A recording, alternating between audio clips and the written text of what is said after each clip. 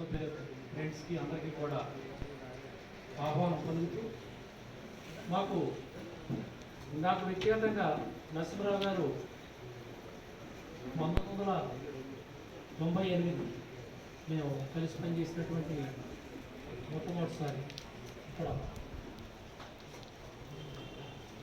2003 ఇక్కడ నేను వెరినాయుడు గారు ఆర్డి చౌదరి గారు ముగ్గురు ఉన్నప్పుడు అప్పుడు నరసింహరావు గారుతో కలిసి పనిచేయడం జరిగింది. అదే ఫస్ట్ టైం 2003లో మాకు.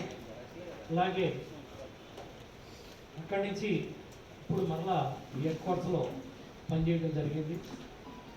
దానితో మేము నేర్చుకున్నది ఏమంటే చాలా నిదానపరుడు ఆయన. దేనికి కూడా ఒక ఏవిఐగా కూడా ఆయనతో చూసాము, అలాగే ఎంబీఐగా కూడా ఆయన్ని చూసాము. అప్పుడు నాకు అనిపించలేదు, కానీ ఇప్పుడు ఎంబీఐగా ఉంచినప్పుడు ఆయన నుంచి ఇక్కడ ఈ జిల్లాలో ఉన్నటువంటి పరిణామాలే కానీ ఏదైనా కానీ చాలా చూసాము గత 4-5 ఏళ్ళగా. నిజంగా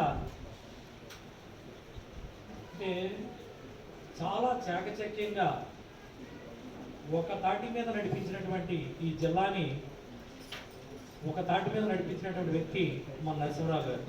కష్టకాలంలో ఉన్నప్పుడు కూడా ఇక్కడ డిటీసీ గారు ఆర్టీఓలు కూడా లేనటువంటి సమయంలో, ఇబ్బందులు పడుతున్నటువంటి సమయంలో, అనేక సమస్యలు ఉన్నప్పుడు కూడా ఒక్కడే తానయ్యుండి చాలా నిదానంగా చాకచక్యంతో వ్యవహరిస్తూ ఈ జిల్లాని బెదిరిపోయి ఎటు ట్రాన్స్ఫర్ కూడా ఒక టైంలో వచ్చేయమని కూడా అడిగాము విజయవాడ. అయినా కూడా రాకుండా చాలా ఓర్పుగా ఉండి ఇక్కడ ఈ జిల్లాలో పనిచేసి ఇప్పుడు అనిపిస్తుంది చాలా చక్కటి మంచి పేరు తెచ్చుకున్నారు ఆయన. అందరూ మనల్ని పొందుతున్నారు. కేవలం ఆయన నిదానం, దేనికి కూడా ఆవేశపడటం కానీ కోపడటం కానీ ఆయన దగ్గర నేను చూడలేదు. చాలా సహనం కలిగినటువంటి వ్యక్తి ఆయన. ప్రతి విషయం కూడా ఆలోచన చేసి, మేము హెడ్ క్వార్టర్స్లో 4 ఉన్నప్పటికి కూడా 4 కాదు 40 మంది అయినా సరే సమాధానం చెప్పగలిగి 40 మంది అయినా సరే ఒక్కడే చేయగలిగినటువంటి సత్తా ఉన్న మనిషి నిదానపరుడే, కానీ పని విషయంలో మాత్రం చాలా చక్కటి మనిషి. అలాగా ఆయన దగ్గర నేర్చుకోవాల్సింది చాలా ఉంది. పబ్లిక్తో ఎలాగ ఇంటరాక్ట్ అవ్వాలి, ఎలా ఉండాలి, ఎవరితో ఎలా మాట్లాడాలి, మేము చాలా చూసాం.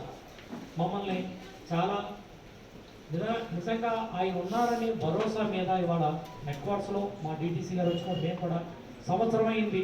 నిజంగా ఇక్కడ ఆఫీస్ కానీ చేదోడు వాదుడుగా ఉంటూ అన్ని విషయాల్లో కూడా సార్కి హెల్ప్ఫుల్గా ఉంటూ ఇటు ఆఫీస్కే కానీ ఇటు ఎగ్జిక్యూటివ్ స్టాఫ్కే కానీ ఇటు ఆర్టీఓ ఇన్ఛార్జ్గా ఉంటూ కూడా అన్ని పనులు మన భుజంపై చేసుకుని చేశారు.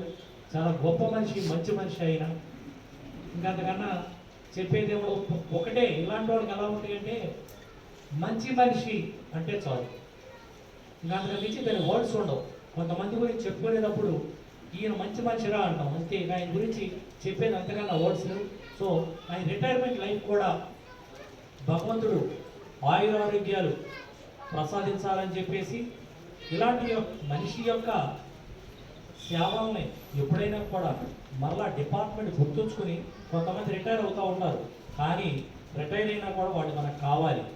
అటువంటి వ్యక్తుల్లో ఒక వ్యక్తి మన నరసింహరావు గారు. మరలా ఎప్పుడైనా ఈయన యొక్క సేవల్ని మనం పూర్తిగా వినియోగించుకొని ఇంకా చేయాల్సింది చాలా ఉంది. అయితే ఏంటంటే ఆయనకి రిటైర్మెంట్ వచ్చేసింది, 60 ఏళ్ళు వచ్చేసేది కాదు. ఇంకా మాకు చాలా చేయాల్సిన పని ఉన్నాయి. బిల్డింగ్ కట్టించే వాళ్ళు యాక్చువల్ మాకు డీటీ చార్జెస్ కట్టించి ఇచ్చి రిటైర్మెంట్ అవుతారనుకున్నాం, కానీ అవుతుంది, అది కూడా అవుతుంది. అప్పటి వరకు ఇక్కడి నుంచి కాకినాడ నుంచి వెళ్ళలేము.